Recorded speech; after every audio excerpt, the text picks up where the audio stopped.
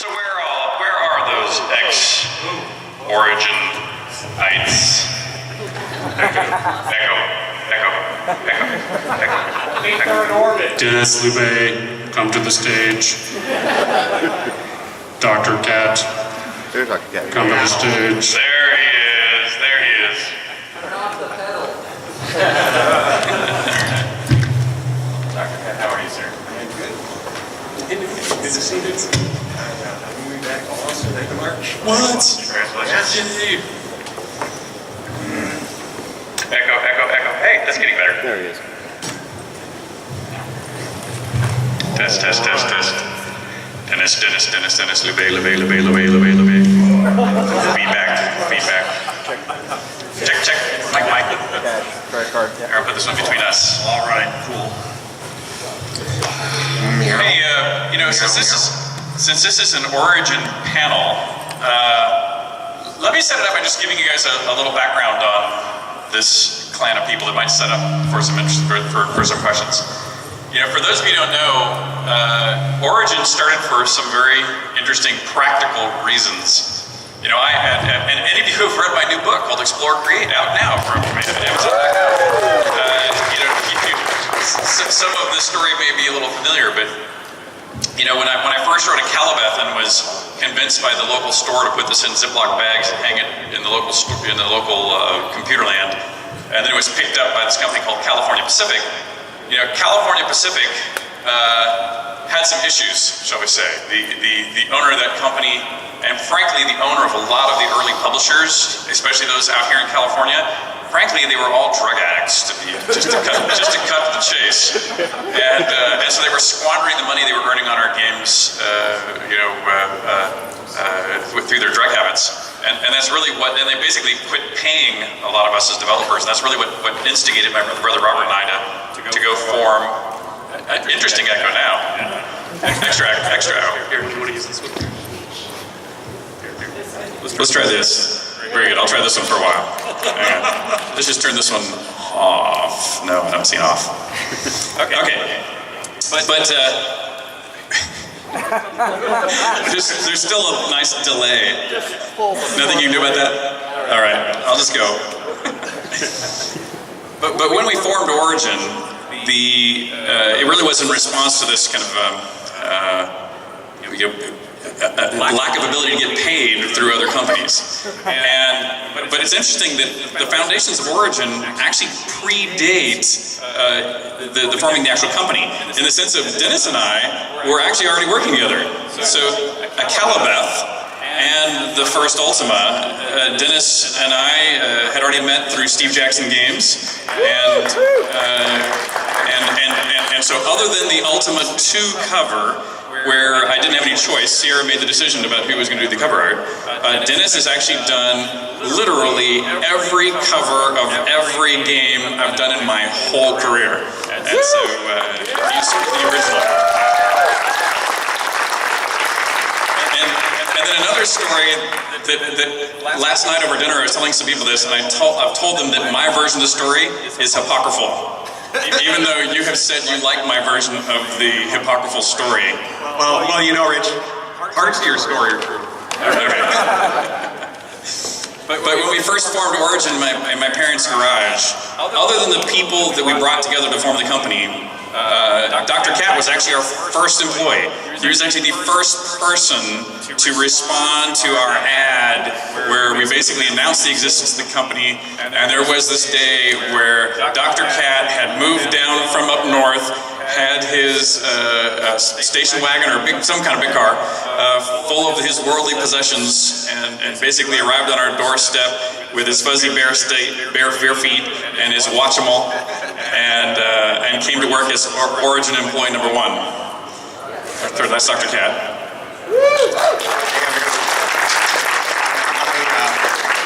I got my start in the industry much like Richard did. I wrote a fantasy game where you explored a dungeon. I had a dragon slay at the end, and I sent it to a game publisher. They published it, and I started. I didn't do it until a few years after Richard did, ahead of me. But even before that game came out, I remember a year earlier, much like many of you, I went into a local computer store, That's where you got games back in 1981. And I saw this game called Ultima 1. And I said, well, I have to have this. I've been playing Dungeons and Dragons for years. I love fantasy games. I got it. I played all the way through as quick as I could, and I recorded my feed. I thought, I wonder, if other cities had gotten this game much sooner than my town in Indiana, or could I maybe have been the first person to solve this game? Wouldn't that be cool? They wrote me a letter and you were the first one. I'm sure it wasn't. Did you at least get a letter back? I'm not sure I did. I think I may have paid for it. I owe you one. Yeah, next time I get my full area, you can. I'll make you one. We still do. And then I want to make one more introduction to Starr, and I want Starr to tell this tale of him joining Origin, because for any of you that have jobs in the games industry, you know that while on one hand there's still lots of opportunities in this fast-growing business, it's also somewhat difficult to get into, and so a lot of people get in. In fact, I still would say the best way to get in is to get in wherever you can, and then find upward mobility within the organization. And so Starr is one of the great examples of somebody who answered an ad to come in at foundations of the company, and then rose very quickly to the top. Yeah, so I actually didn't know I was wanting to make computer games for a living. I mean, I love computer games, I love games in general, but I actually have a degree in theater, and I got a bachelor's degree, and I was going to go to graduate school, but I decided to take a year off, and I needed a job, and I saw an ad in the paper that said, video game testers wanted. And my friends and I joked around like, this cannot be a real job. Like in fact, the narrative we decided upon over drinks was this had to be a University of Texas psychology experiment, and that we would show up and there would be guys in lab coats with like a little check mark sheet, and they'd be like, oh, okay, so you're the kind of person who would show up for this ad. Could you answer some questions for us, please? Because it didn't even, the ad didn't say who you'd be working for. So it literally was just a black and white ad that said video game testers wanted. So I show up for the job, the interview, and they say it's for Origin, and I'm like, what? Okay, then I really don't believe it's real. I was like, someone's pranking me. This is like too cool. And like no. And then the next thing they say is, you're really way too overqualified. Do you have like a college degree? Are you sure you want this job? And I'm like, no, this is like really cool. I really want this job. So I take the job, and about 2 weeks into it, I like call my parents and I'm like, I'm not going back to school. I found my dream job. Like I want to run this studio. I know I'm at an entry-level position. I'm just like testing the games, but I'm going to take over this studio in like 2 years. And so I became the most annoying game tester they had ever hired, because and so I would basically write up these bug reports that were these long treatises about like, okay, this jumping puzzle is broken, but the real problem is the jumping puzzle is in the wrong part of the dungeon, and we should move it like 3 levels deeper. And then I would go find the designer, and I would corner him in his office, and I would make him talk to me for like 2 hours about game design. And then I would go find the producer, and I'd be like, hey, I think scheduling is all wrong, and like, why do we have bunk beds in the office? Like, why are we crunching all the time? Like, we should really like read books about project management. Here's a book about project management. You should read this. And everyone's like, who is this guy? And why has he shaved his head? He's a skinhead. Like, we should be scared of him. We're a bunch of hippies. I think they all like that. Okay, so that was how I got started. I want to say one more thing about Dennis, just because we have more time to talk. One of my favorite things It was the level of skill he had, not only on pen and ink, then acrylics, and then ultimately on the computer. Sorry. At a time when no one really knew how to do art on a computer, Denis was really one of the first people that had to cross over from doing things on paper to first, we even tried to do graphics with like paddles, much less a joystick, much less a mouse, or moving up, down, left, right with arrow keys and then plot with a turn. He had to suffer through the absolute worst moment of creating art. But I still look back, and in fact, hanging in our office is not only all of the original art that he made for all of those covers of games, but tons, or all that I've managed to hang on to through the years, of the individual pen and ink illustrations that went into those manuals. And I saw some of the manuals were here today, and we were signing some of those manuals.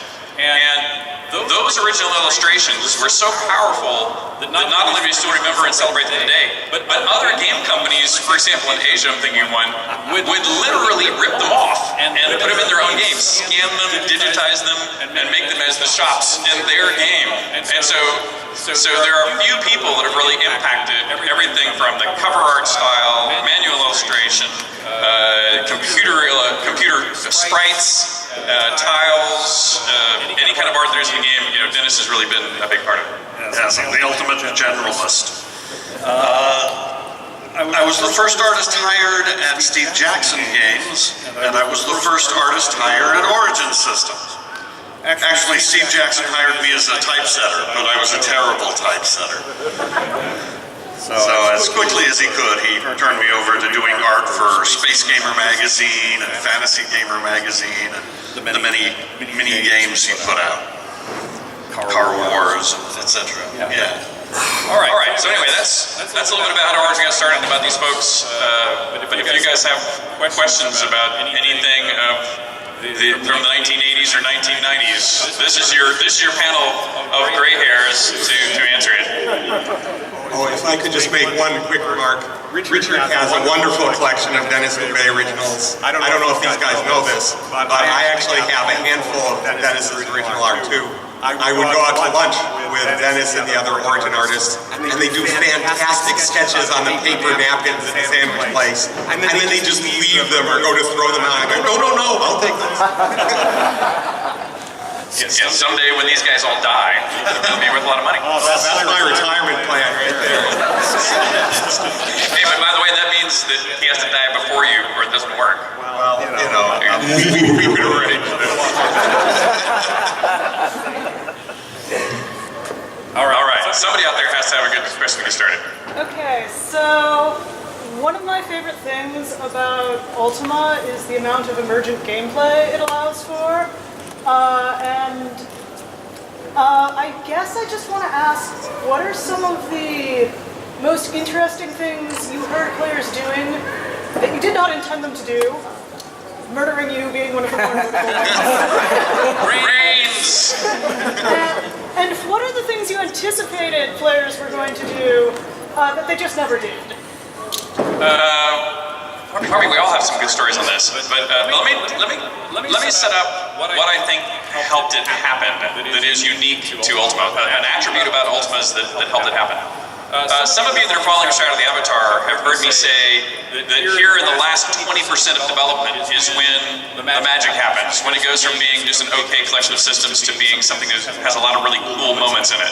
And what those moments come from, in my mind, is this time when you have combat working, magic working, playable instruments working, interactive objects of various types working. And once they're all working, then we as a development team can sit down and go like, oh, wouldn't it be nice if, since I can play music on the harpsichord, I could therefore notice if a particular piece of music is played, and if I play it on a particular harpsichord, like in Ultima 5, it will open a secret passageway to give you the sample of box.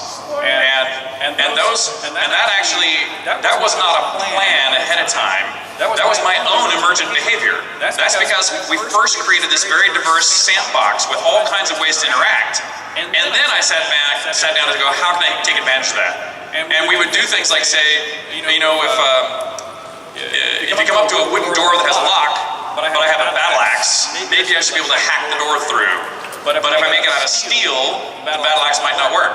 But if I then bring in a cannon, maybe that would knock it down. But then if I put a magical seal on it, maybe that won't work either.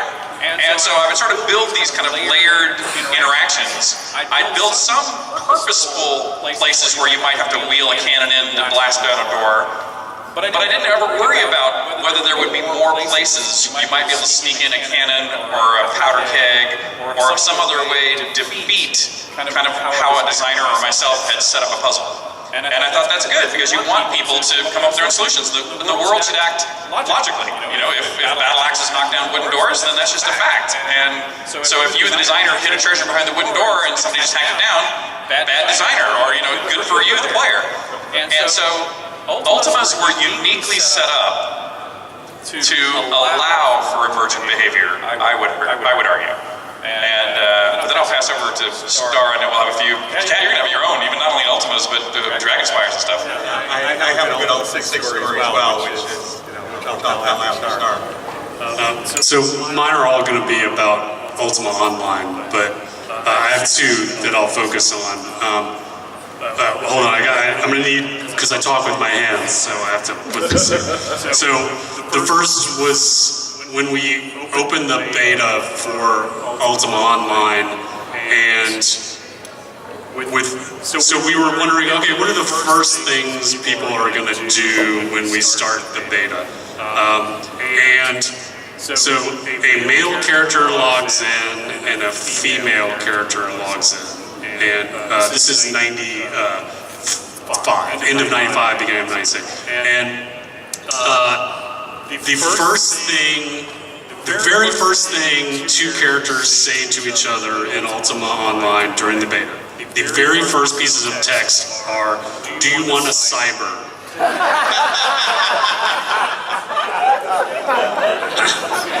And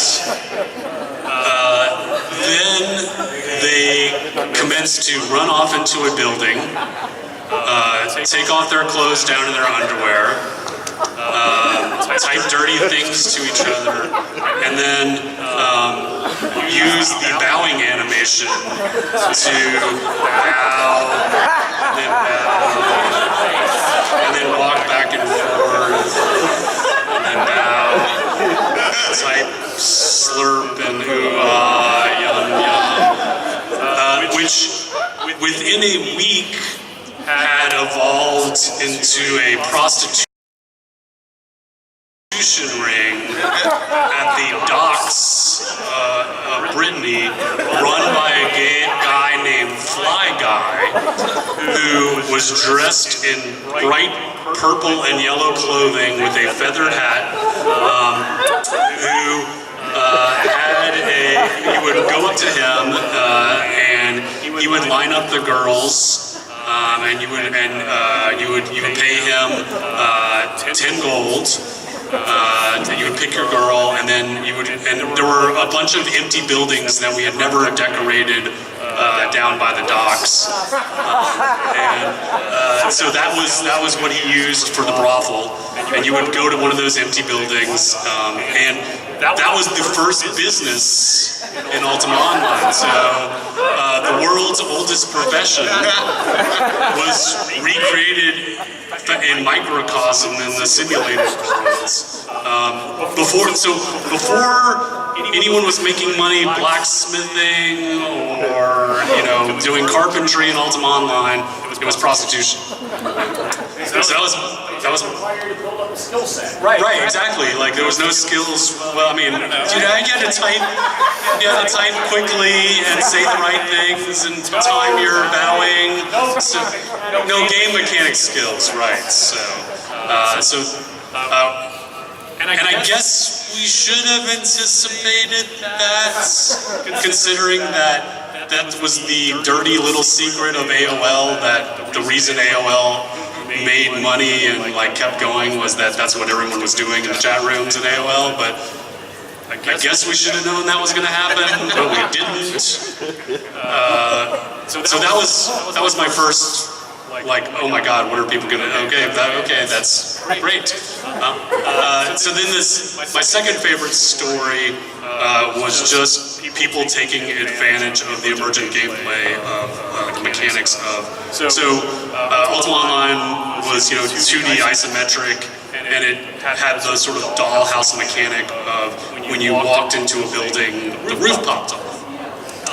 And then you had, the be able to open up a moon gate that would take you, so it was like a portal that would take you from one location to another, and there was also the mechanic of inside towns, if you tried to murder someone, guards would show up and kill you, but if you were outside of a town, there were no guards, so people would generally refrain from trying to kill you if you were in a town. And then there was also the mechanic of if you grabbed too much stuff, you would get overloaded and you couldn't move very fast, so you would try to put stuff in the bank.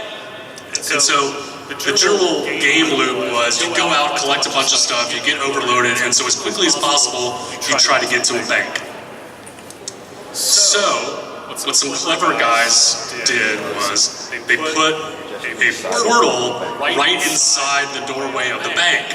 And so people loaded full of stuff, running into town as fast as they could to get to the bank. They would run in right before the roof popped off, so they couldn't see the portal. They would run into the portal. The next thing they were expecting to see was the inside of the bank, but instead, what they would see is a pile of naked corpses. And in the woods, and some player killers surrounding them, and be like, haha, you're about to die, which they would then be immediately murdered, and all their stuff taken. And on one hand, we were outraged that these players were like taking advantage of the system and like taking advantage of these poor, helpless people. But on the other hand, like as I'm watching this unfold, I'm like, wow, these guys are awesome. like this is super clever. These are the rules that we set up. Like they've done nothing wrong. This is the way the world works. Very clever. We then, changed the rules a little bit so that if you went through a portal that took you from a safe zone to an unsafe area, we added a confirmation that said, hey, you're about to leave an unsafe area, do you really want to walk through this portal? So we closed that loop. But that was my other example of an emergent gameplay where I was like, I didn't expect, but we set up the sandbox, and that's the beauty of sandboxes. Like they come up with these really cool things, and it's like, nope, they didn't do anything wrong. That's how the game works. More power to you. So those are my two. Okay, I have a few. I'll do three. I'll start with an Ultima story. I made the secret cheaters menu in Ultima 6. The spam.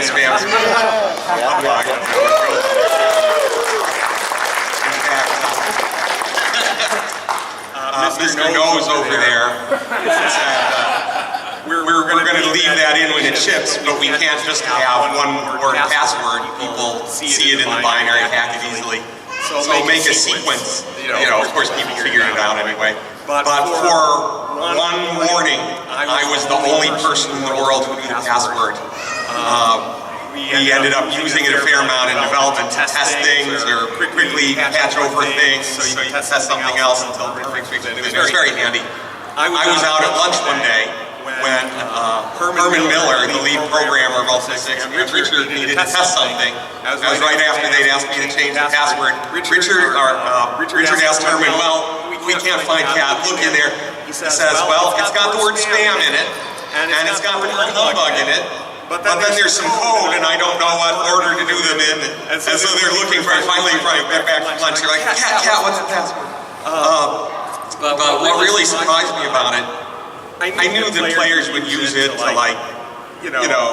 hack little things, put something on the map, change how somebody looked. What really surprised me, a few users out there built big, enormous, castles or whole wilderness areas or entire maps. One square at a time. I didn't think I would go to that much effort. people were that eager to express themselves in our game world. So I thought that was really great. After working on the Ultima series for 5 years, Amanda, who's known as Penumbra, is here in the game. She and I left Origin to start a new game company. We were the first ones to do that before that became a big fad in Austin. So our second product that we developed independently was one of the first MMORPGs ever, called Dragonspires in 1994.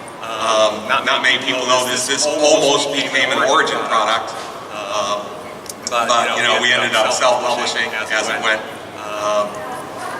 So Amanda and I made this prototype. I was talking to several publishers at the time who were some of the few involved in early online gaming at all. And they're taking a while to decide how to figure, well, I just got to work on the game. If you have a demo, it's easier to sell people or to get better terms on a deal.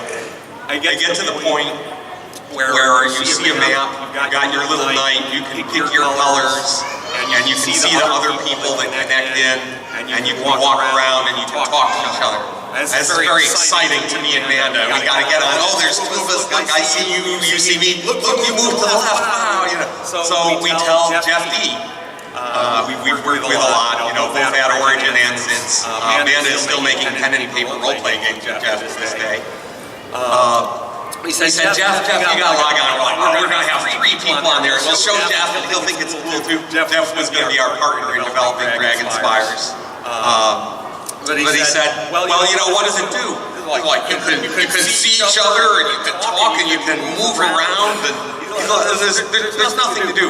Put something to do in there, and then I'll try out your little prototype. Okay? So I made a red bouncy ball. And if you bump into the ball, it would move 1 to 3 spaces randomly. If it hit a wall, it would bounce to the side.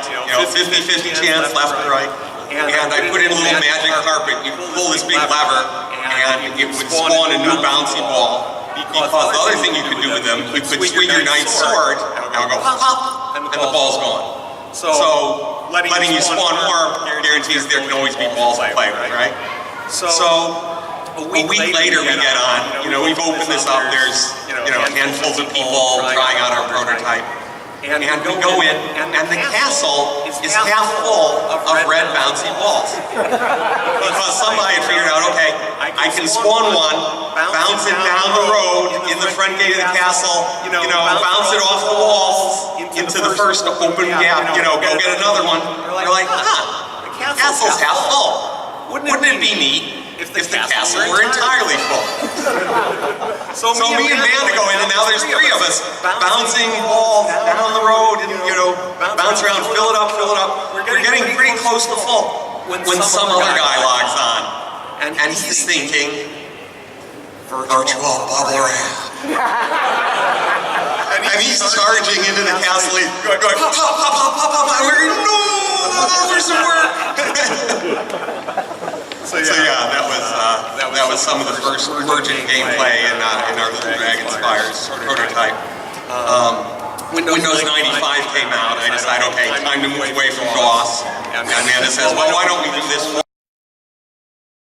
new game setting we were wanting to do? And that was for Arcadia, which just celebrated its 20th anniversary last December. And thanks to Richard for joining our live stream. We did celebrate that in December. That was a good time. And I'm going to be putting all the highlights of that up on YouTube soon, including my little interview with Richard where I asked him about all his practical jokes. Because those, to me, are some of the very best stories. Ask him about him, about those this weekend, and you're in for a treat. For Arcadia, of course, was one of the first user-created content games on the internet. Maybe the first. I guess there was Alpha World. Which nobody remembers. But we're still there in the Guinness Book of World Records, so take that, Alpha World.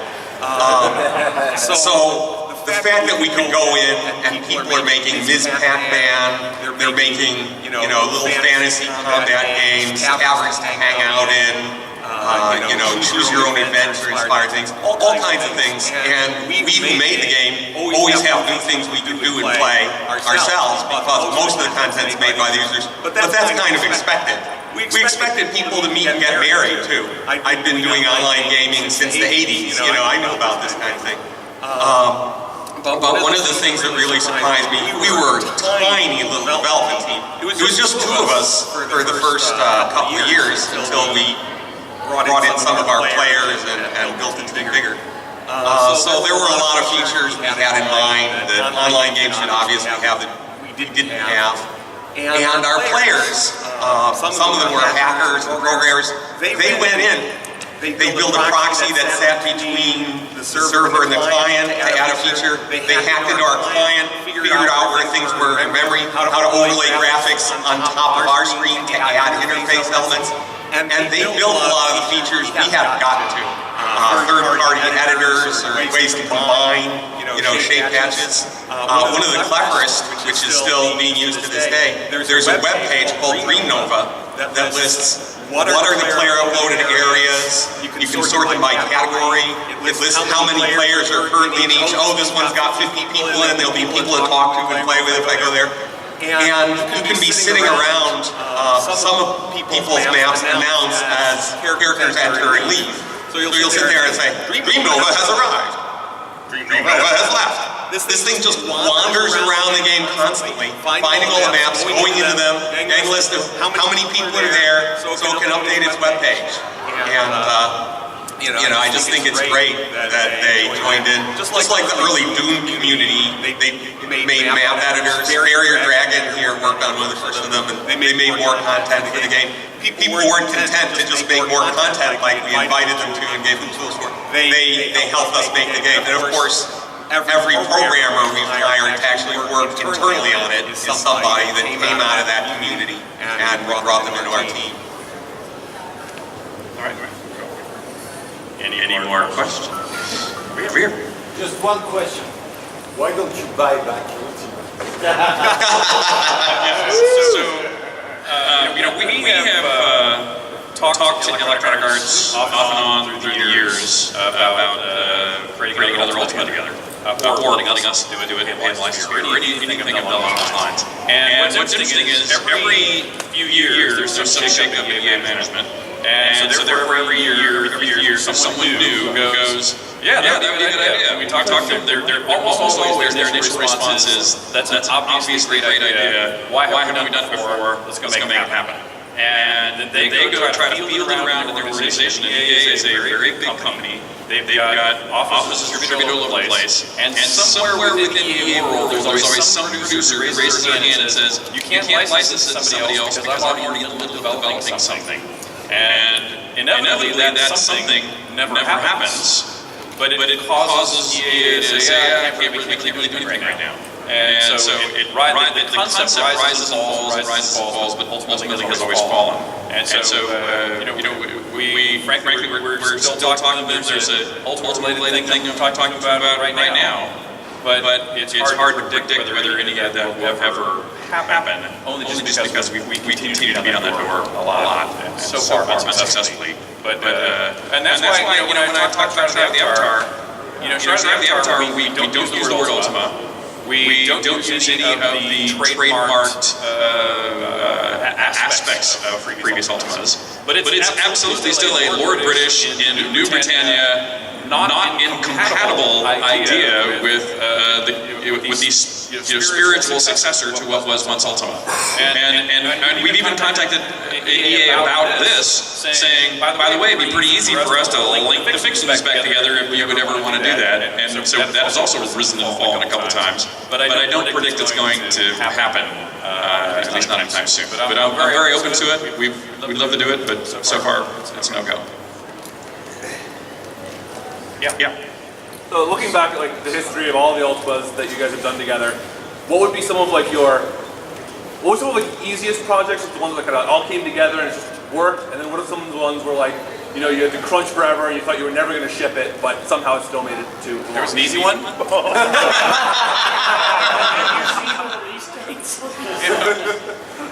they were all hard. I mean, maybe the very first ones, when I was doing it by myself, they might have been somewhat easy. They're really smaller. But I gotta tell you, I've worked with these guys. I'm telling you, these guys get pretty frustrated when things aren't going well. I can tell stories at least about these two guys. You're pretty calm, actually, Dr. Cat. I try. Me and Dr. Cat are, I think, probably on the people on the stage. The bookends here are the calm ones. This guy has destroyed more keyboards and mice than anyone else I know. It was not just a joke. It was a serious problem. I mean, Starr will remember this too. We would, every few days he'd get so pissed off he would literally bang a keyboard into destruction. And most of us have too many keyboards running around. At least I know at my house I have extra keyboards and mice from various PCs you purchased down through the years, and so it's you can pull a few off the shelf when someone destroys one. Once you've destroyed 10, you run out of spares. And so development has never been easy with this guy, and the same is true for this guy. So the good news is, Starr has real passion for what he does. But yeah, he has real passion for what he does. And so, there's once a month where, There's a lot of F-bombs dropped in our leads meetings. Yes, the keyboard thing was also a source of practical jokes. We played in Dallas. The sound people got a recording of shattering glass. Sounded great.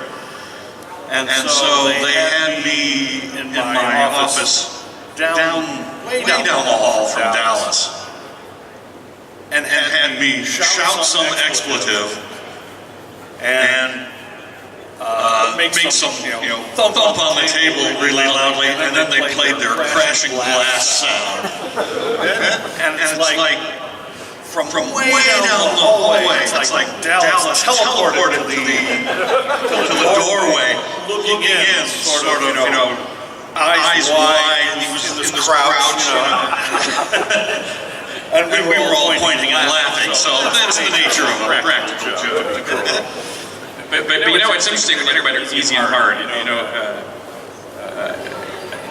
To me, any big game, the big games have all been hard.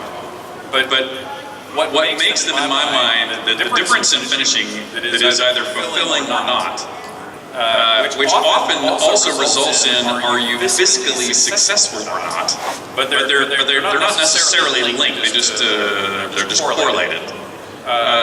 Is the finishing process. And I talk about this in the book as well. That, for example, with Ultima 8 is one of the games that I worked on that had simultaneously the most promise. And also, I'm saddened by the release process. And the reason why was the finishing. The ideas for the game, I still think were fantastic. And the ultimately revised and patched and updated version, I think is actually pretty good. But at the time, Ultima 7 was the last game that we did independently as Origin, or at least for the majority of it. Ultima 7 was almost done when we became part of Electronic Arts. And so Ultima 8 was the first game that we did as Electronic Arts. And EA makes year-long sports games. Every year at the beginning of the football season, they release the next Madden football. And with EA, sales and marketing, they were like, dude, you're already late by probably a year. And you really can't take yet another whole year to finish this game that's already incredibly over budget and incredibly late, as they all are. And they said, look, you're going to lose your following. They're not going to survive without you for another whole year. You really need to do whatever you have to do to reduce the scope of this game in order to get it out only a year late instead of 2 years late. And I was convinced to do it. They didn't make me. They didn't hold a sword in my throat. They didn't tell me I'd be fired if I didn't. But they had compelling data about the sales of their own products, and they had just bought my company. They were kind of my boss. You listen to the people who paid a lot of money to be there and who you work for. But I made the decision to cut 2/3 the plot. The map no longer made any sense. Half the features of how the jumping and other things worked, we just had no time to polish. we just lopped off whole huge parts of not only the guts of the game, but all of the pause time, all of those special moments like play the harpsichord, the door opens that happen in that last 20%. We had no time for any of that.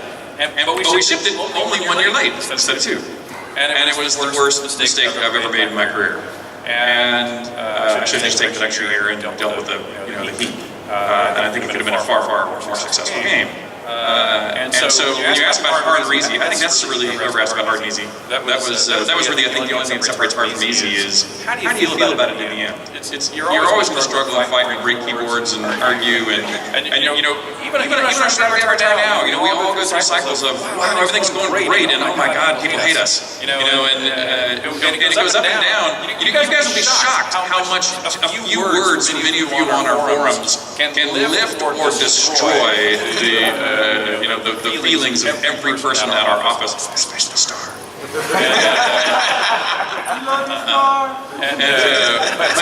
He's the only person who reads literally like every single solitary post. I mean literally every one, and then it like twists him up in knots. And I like dude, just give me the highlights. Only the positive ones, thank you. And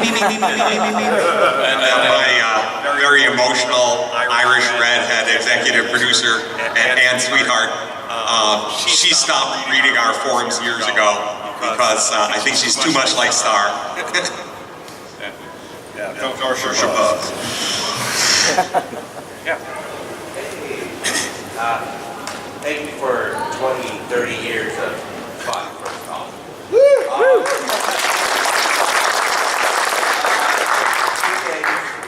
want to comment of working for a big soulless entity. Because every time you do it right, there's always time to fix it. Using one for a job like that. But my question is a question that I've been wondering for 20 years, a tiny little technical question. Remember I listened to Multiple 5, because that's where I lived in high school. Why a Taurus for Britannia? Why did you go north? Okay, so the mapping format was frankly just a practical solution where when you're making don't forget we're making these on like Apple IIs, right? 64K of total memory. The map of the world was probably at biggest 256 tiles by 256 tiles, less than that, and Ultima probably 64 by 64. I don't even remember. Whatever it was. But you only had sort of a handful of options for the edge conditions. One is there be dragons there and you just can't go past. But the nice thing about a binary number in a simple 8-bit computer is that if you don't fix it, you would automatically wrap off on one side and not the other. You know what I mean? It's actually easier to write code where the left edge connects to the right edge than it is to not connect it that way. That's just the way binary works. And so that was really the original practical reason. But if you look at, for example, Ultima 1 wasn't that way. Ultima 1 had 4 maps that connected left to right. But then if you went off the top of map 1, you came on the bottom of map 3. Off the top of map 2 came on about map 4. Otherwise they ran around. So you actually couldn't try to pull that out of paper, you just couldn't do it. And then with Ultima 2 and beyond, I went to the toroid. And again, that was just a practical idea of, you go off the top of the map, come on the bottom, you go to the map, come on the left. Just makes sense, right? But of course it makes it toroid. And I guess right now we're flat. Right now we are at the edge of the world as there be dragons. Because Stride of the Avatar has a number space which is huge, far bigger than the world itself. And so right now, Stride of the Avatar, you in theory could wander forever, or practically forever, before finding the edge edition. Thank you. I got a question. In Ultima 6, Lord British would tell you, you can take anything from my castle that you need. Feel free, use it. It's yours. But if you waited until he was eating dinner and you walked over and you grabbed the fork in front of him at the dinner table, you would stand up and he would start hurling fireballs at you. Oh my God, what are you doing? And we took that in the dragon community early on, and we talked about it, and it gained a life of its own where we would have the fork of death and destruction, and we would use it and hurl it at each other. and kill each other and use it in role play. And my question is there anything like that that you've had that has taken a life of its own that's grown way beyond or become like an Easter egg that you've used in games, and are there any of those in the future? Well, I think they happen all the time, and there absolutely will be in the future. We actually do them now by mandate. We actually literally, every map builder has it as a job assignment to add Easter eggs into every map they make. But the one caveat is they need to at least let me know about them, because I've been too unpleasantly surprised by what people did before either like copyright infringement or just clearly inappropriate or ways to cheat. Things of that nature. But what's interesting is that's the first time I've ever heard the Fork story right now. Oh, wow. I did not know that was the case until this moment. And so that tells you how many there are. These things are very going through it. These things, and that's again one of the beauties and pains of the sandbox mentality that allows the hardcore to go passageways. Is you set up all this reality engine, but there's no way any of us know what all the edge conditions are. But those edge conditions both make cheaters the ability to make the moon-gate teleporters and teleport woods and kill everybody, as well as all the fun things that happen in those edges, like the killing Lord British. In Ultima, the Calibeth you couldn't kill Lord British because it was no parapet. But starting with Ultima 1 and 2 and 3. I had made no special intent to not kill Lord British. It was only after I got the first fan mail from Origin that I went, hey, people are always having a good time killing me, that's not cool. I'm gonna make myself more immortal. And I guess it was after Ultima 2. But what I then began to realize is that these edge conditions kept giving people ways to kill me. And so, for example, remember I mentioned things like cannons and stuff, knocking down steel doors, etc. Well, I made it in, and I think this is either all 3 or no story. I made it to where if you attack the British, it just didn't work. So Lord British took no damage, so you would lose if you walked up and attacked the British. But I never thought about the case of if he made him mad and he chased you out by the moat in the river above the town, there was a ship in the moat, and the ship had cannons, and so you could then move the ship 1 square offshore, in which case Lord British could no longer get to you. And the ship's cannons didn't go through the same damage routine as a sword. There was a separate damage routine, and instead of taking out hit points, just flip the coin, and it was just 50-50, you destroy the thing you're shooting a cannon at. And so if that was Lord British, there was a 50-50 chance you'd destroy Lord British. And so people found a way around my attempt to protect myself. And then when I read about that one, I said, oh, okay, well, screw that. Even if I don't think there's around, I'm going to make sure I can't get it with a cannon either. And the next one was when, maybe this is Ultima 5 now at this point, where characters had sleep schedules, right? So they'd walk around and they'd wake up in the morning and go to different things they would do, and at night they would lie down in bed. Well, the way the damage routines worked on that was I still protected Lord British. I said, if the thing you're doing damage to is the icon called Lord British, no damage is dealt. But if you're asleep, you're not the icon British. You're the icon of the sleeping character. And so if you attack the British asleep, you can do 1 round of damage, but then he'd wake up and kill you. But if you used a glass sword, which would kill people in 1 blow, you can kill Lord British. It's like and so this went on and on. And so for like 5 Ultimas in a row, I did my damnedest to stop you from killing Lord British. And inevitably, there was one of these edge cases to still kill Lord British. And it wasn't until Ultima 7, I think, was the first time we succeeded at making Lord British. There were no back doors that I know of to kill Lord British. But at the same time, the team began to put in Easter eggs to kill Lord British. And so then there was the one about the plaque you could drop on his head.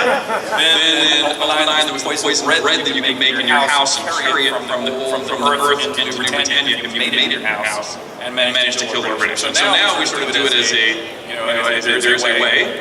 But for example, the Shroud of the Avatar, if I wear my crown, I believe there is no way to kill Lord British. There is so far we have not found an edge case, and I don't know the Easter egg that allows anyone to, without my willingness to participate, kill Lord British. But we have a Starr as to whether that survives.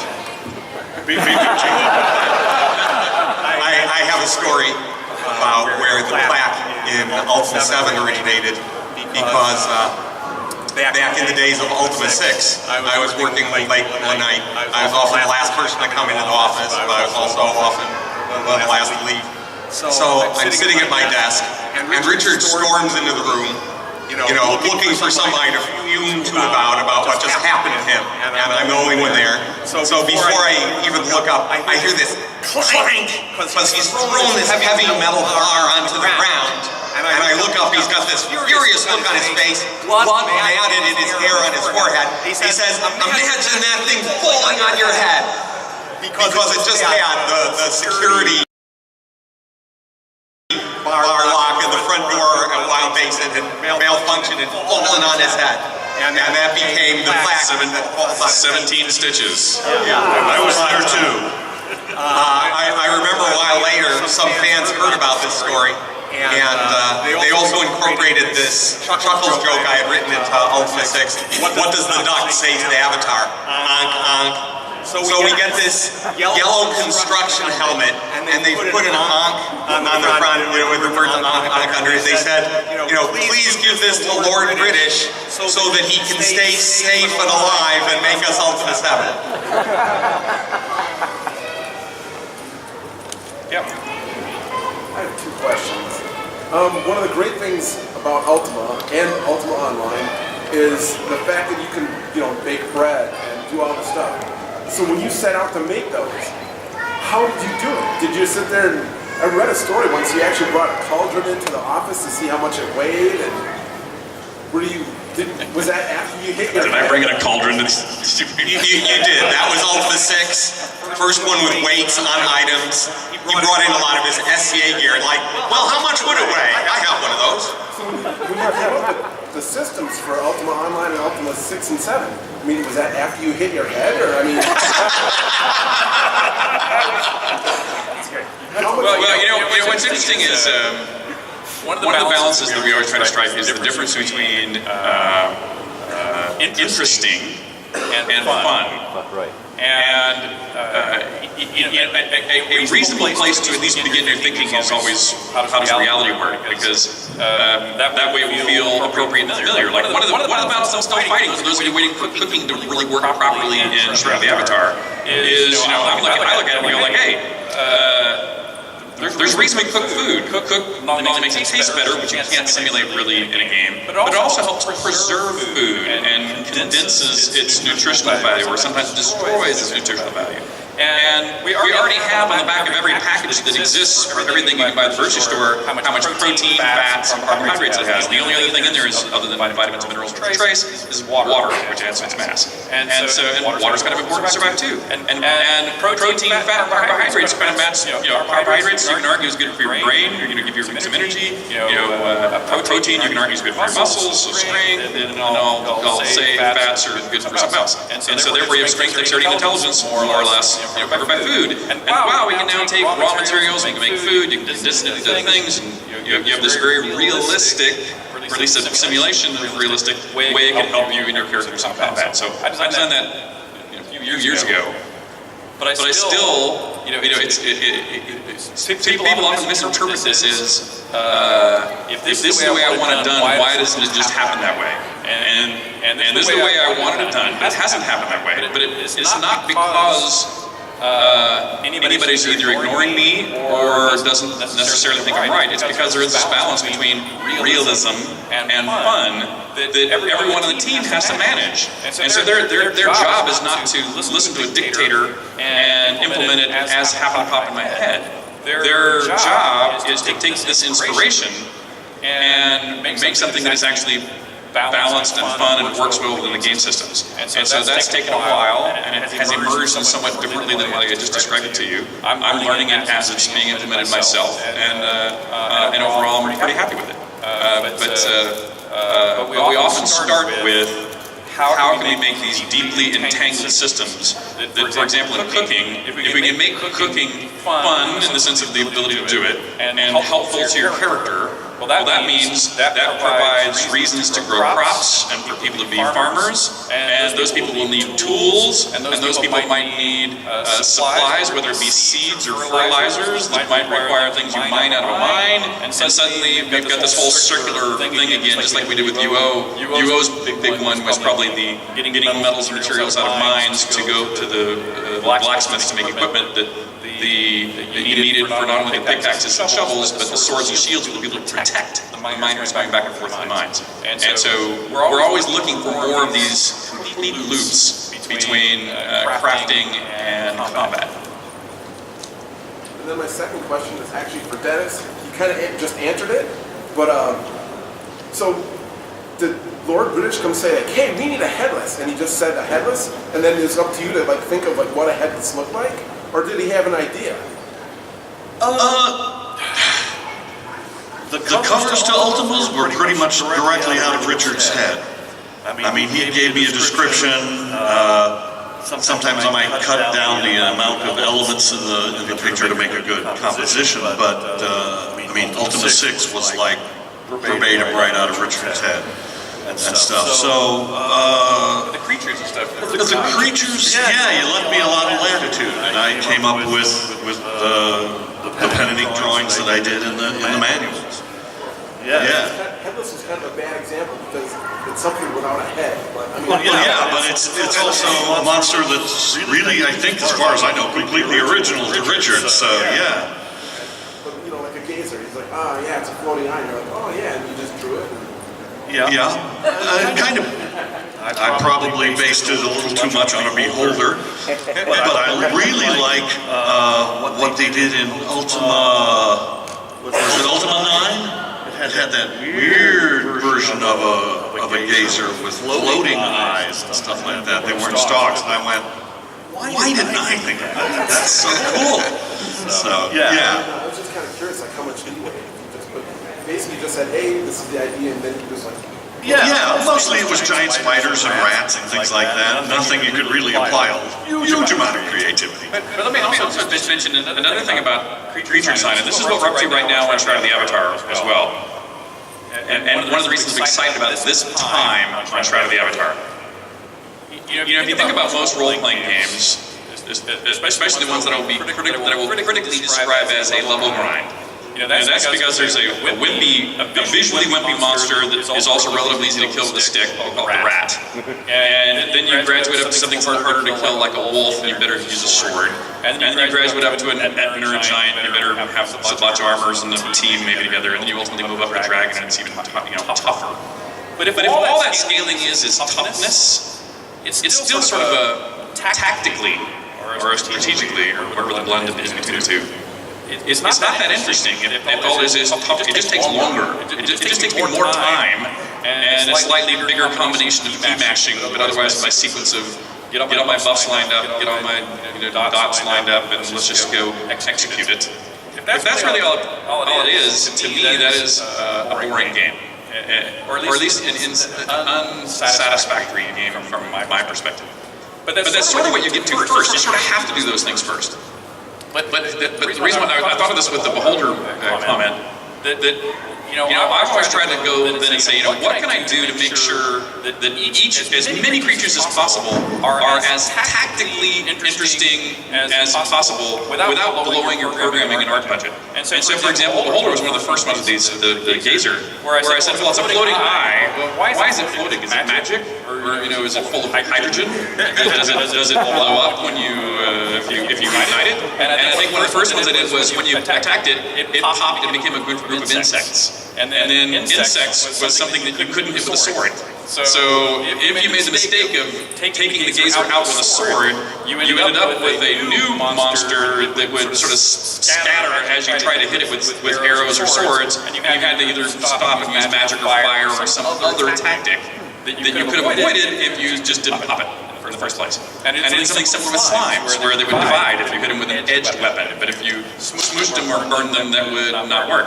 And so we're at that point right now. In fact, I was with Chris Spears, who's our main combat guy. I was having a conversation literally on the plane here yesterday and on our chit-chat thing this morning about how can we take those big dragon battles and instead of making them just a long slog, have these bigger, tougher battles become things that every couple of minutes the tactics shift entirely. So the dragon, which at first might be scraping and clawing and hitting you with his tails and breathing fire at you, which might be his natural defense. Once he realizes that this isn't working, it's going on for a while, he will utterly change. He'll say, I'm now going to instead outgas confusion and poison and all these other things that means you really can't face him hand to hand.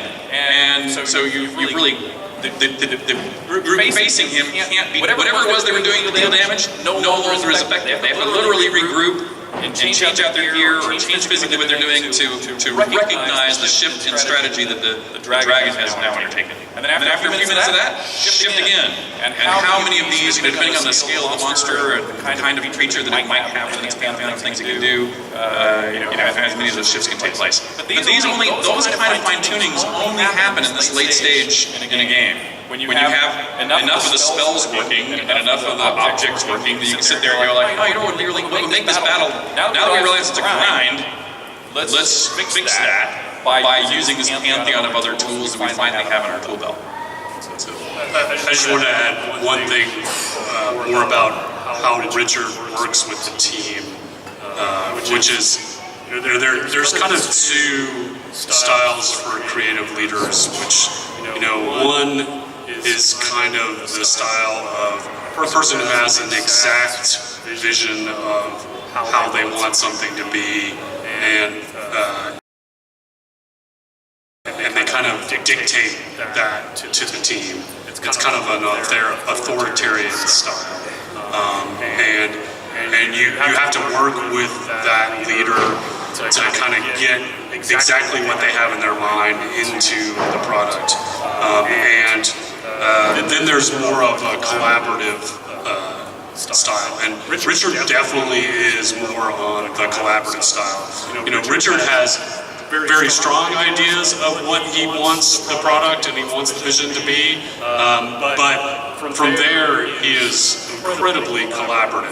I've worked with other creative leaders, and he's definitely the most collaborative creative leader I've ever worked with, and which makes it fun to work with him because he'll come to the table and say, here's what I want this particular creature or this particular segment of the game, but then he works, he's very open to other members of the team bringing their ideas to the table. He's very open to iteratively working through those ideas, and so, just like, Dennis was saying, he would, in some cases, like the cover, it's like, here's exactly what I want, but in a lot of cases, Richard will come with, here's a general idea of what I want, let's iterate through that, and so, it's a very collaborative process working with Richard. I think we have time for one or two more. I don't see Galera before. Yes?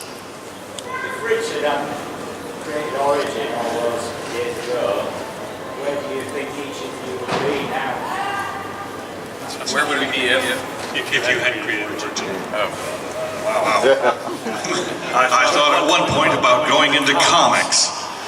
And it was only Richard's phone call saying, hey, I moved Origin to Texas, you want to come work for me, that stopped me. And I might be in comics, but comics seems to be a lot of work for very little pay. I guess I'd be doing theater, movies or something, I don't know. Probably not games. What? You still would have moved up to producer. Yeah, I would have been a producer, but probably not in games. I would have continued to make computer games as I had been, but I have to say in 35 years now in the industry, other than when I've worked for myself or a company I helped found, you can look at a lot of places. I worked, a year here, a year there. Origin is the only place I ever stayed at for 5 years. And it was because it was great and not only helped me with recognition and getting future jobs and deals, but really helped me develop my craft and my skills more than just about any other place I ever worked, because of Richard's great style. You could see his collaborative management style with spook houses he used to do every Halloween too, which were a joy to work on. I'm told we actually have 30 minutes. Oh, we have 30 minutes. Great. We have lots of questions. But what's interesting, I was talking to somebody the other day. In high school, I had a traditional high school burger flipping job at Burger King. And I had a job at an early, my first tech job was, there was a company that had a plotter that was drawing like house plans or building plans. And the plotter had to be, pen had to be changed from red to green to blue to yellow. And it couldn't do it by itself, so somebody had to be there to change the pen. That was my job. And those were my high school jobs. But since I went to work at this Computerland as my senior year high school job, I've only had 3 post-high school jobs: Origin, Destination, Polarium. Those are the only jobs I've had my whole life. So if I didn't do that, I really have no idea. I'd be flipping burgers.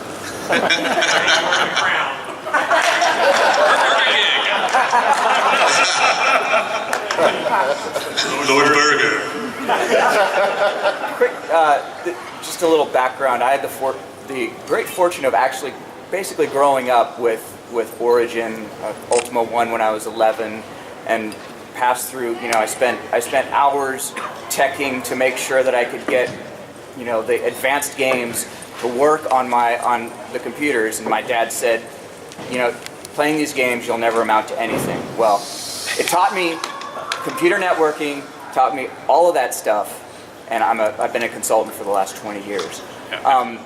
How does it feel to actually have been the company that basically drove computer technology from about the mid-'80s until about the 2000s? I mean, when Ultima Online came out, I went out and bought the first cable modem at an extremely high cost that I could find because the lag was so much lower.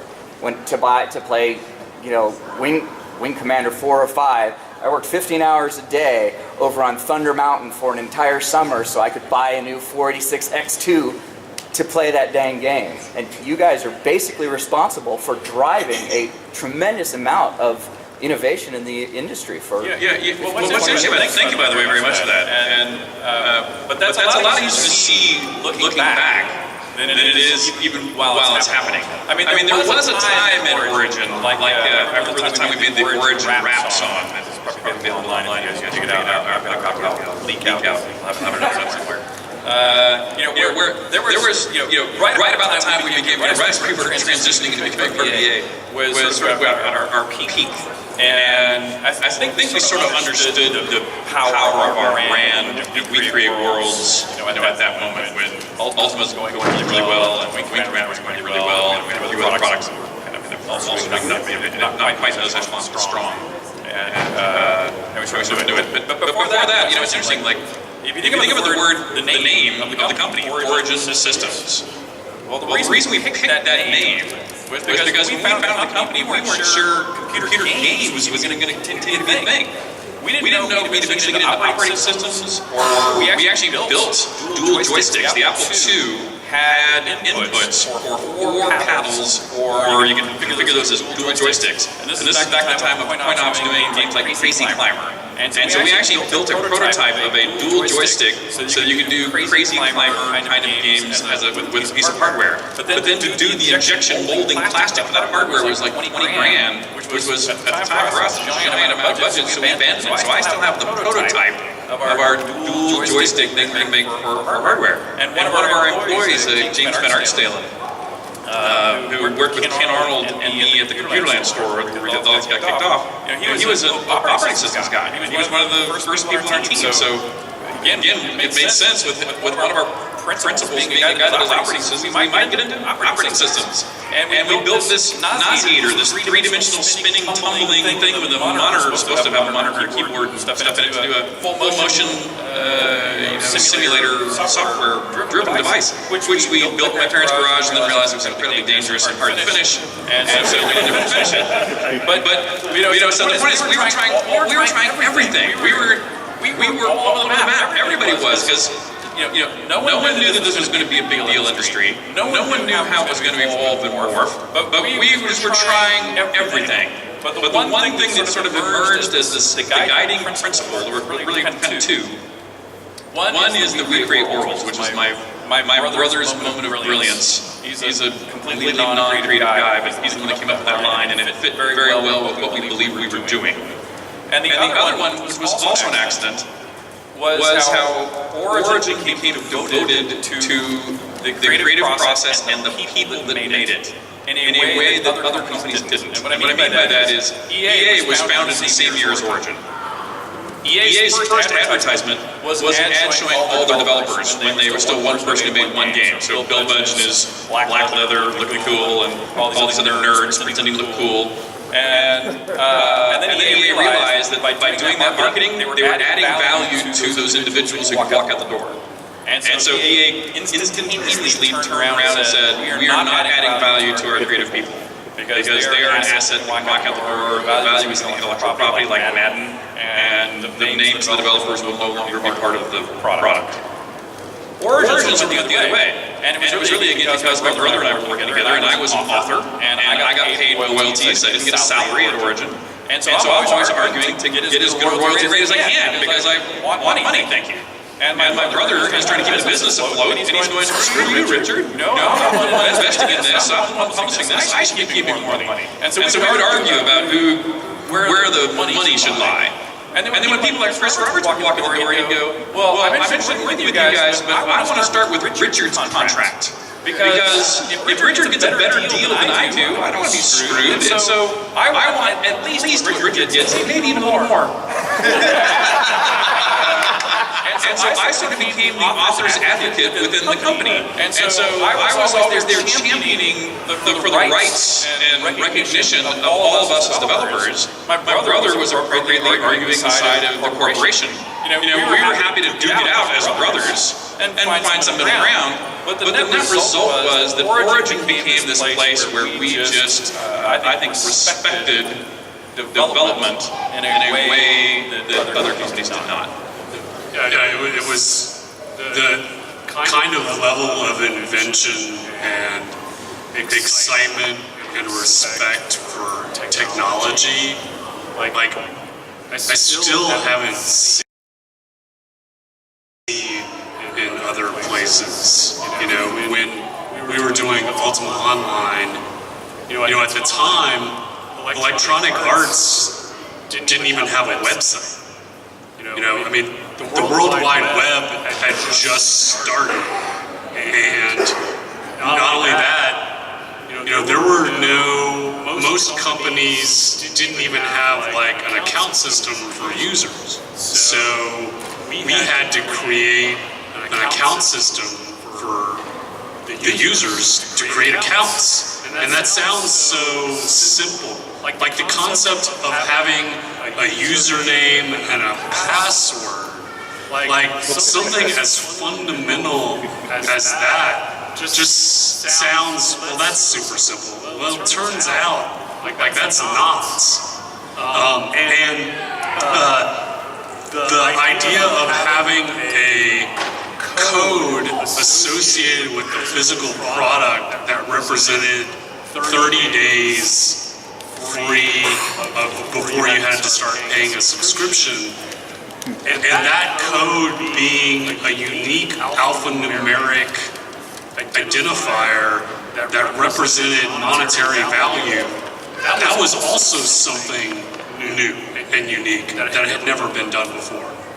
And that, while not technology, that was an e-commerce thing that had to be invented. And one little anecdote about that, I'll never forget, to make it truly random, the seed for that random number generator, I remember Mike McShaffrey came up with it, and to make it truly random, when he would go to do the seed for it, he wrote it so that when you would go to make the seed, he made it so that to start it, you would jiggle the mouse.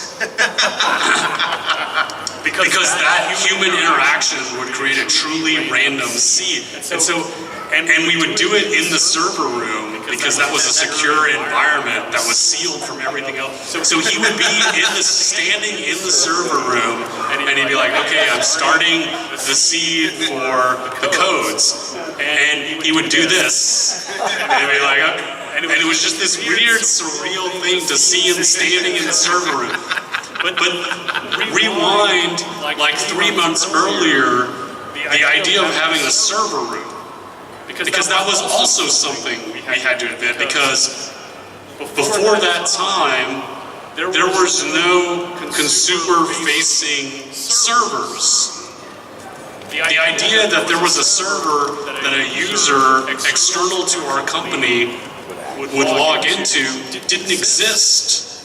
So that was also something we had to invent. I mean, and there was all this, like the number of things that had to be invented to just make Ultima Online happen. You know, and again, the respect and enthusiasm that the culture that Richard started at Origin, like just didn't exist elsewhere, and still I have not encountered that at other places. And gaming drove other industries. I'm convinced that gaming, once we got the PC having 90% of the market, and we didn't have to write the game 8 times for the Atari and for the Apple II and for the thing. Once we had one platform we could develop for, we could write a game for that and have 90% of the market, and that was great. But I think that also worked towards the proliferation of 24-bit video cards. Now, from my angle, having millions of colors is better than having 256 or 8. Right. 8 was a big step up. One color. But yeah, I credit the development. I credit the PC and Windows for increasing, for suddenly creating this Apollo project of all these video card companies making these great video cards that we could then do really amazing 3D and 2D imagery with. All right. You got it. If you could take one piece of technology from the day and take it back in time to earlier you to help you make games in the early days, what would you take? Starr Long. Wow. Piece of technology. I'll go first. I was always the early advocate for multiplayer online gaming at Origin. When Ken Williams and Sierra sent an alpha disc of this gaming network called Constant Companion and said, hey, you want to do multiplayer Ultima for this? Richard came and said, here, Cat, check this out. You're into modems and online stuff. And I thought, yeah, I wonder if Ken Williams knows that Richard calls him scum dog in the slime bucket. But there was this big revolution. I would get games sometimes, fantasy and science fiction games, and not have someone to play with. I had to wait until the Griffin bookstore was open. I could go down there and play. When I got my first computer, there was this whole realm of being able to play games by yourself. That was a new thing. Video game consoles came along too, and that was kind of amazing. But throughout the history of gaming, card games, board games, it's primarily a social activity. And we had this little period from, like the late 70s through the 80s, into the 90s, where it was kind of a solitary activity, and this was a new thing. But modems brought it back into being what it always was, and then some. Now you could be playing not just people in your living room, but someone in China or goodness knows where. I would take cable modems back, 20 years in the past, and let me start making, these amazing worldwide interactive games that much sooner. I thought of the MMORPG in 1985 when I was writing a pitch for Electronic Arts for a Commodore 64 RPG that never got made. I thought, wow, these, I didn't have a name for them, but these multiplayer online fantasy games are going to be great, and I'm going to make them, and the technology is absolutely not there, and the market's not ready, so let's watch and wait and try and get in early when the time comes, and it turns out that was the 1990s. So yeah, I had to wait 10 years to make my vision in that case. Although I have to say, there were even glimmerings of it in the 70s on the University Plato Network, which had graphic multiplayer online gaming in the 1970s. You know, very crude compared to what we have now, but surprisingly advanced given the limitations of the technology at the time. They had a great 32-player space game. So yeah, I'd take back the cable modem